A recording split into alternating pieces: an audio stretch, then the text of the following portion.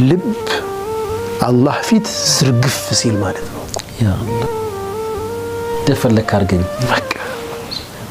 ይሄ በጣም እኮ ከባድ ነገር ነው ለአላህ ሙሉ ለሙሉ እጅህን ስትሰጥ ማለት ነው ለአላህ ሙሉ ለሙሉ እጅህን የምትሰጠው አላህ ላንተ የሚመርጠው ነገር መልካም መሆኑን እርግጠኛ ስለሆንክ ነው ሁሌም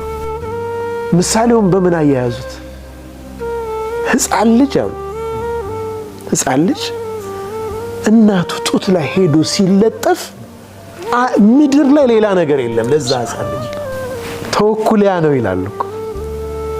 በቃ ያ ህፃን ልጅ አሁን ምን የሚታየው ነገር አለ ከዛው እንዴት ሰኪውርድ እንደሆነ እንዴት ራሱን እንደ ሪላክስ እንደሚያደርገው አንተ አላህ ፊት እንደዛ ቀልብህ እንደዛ ማለት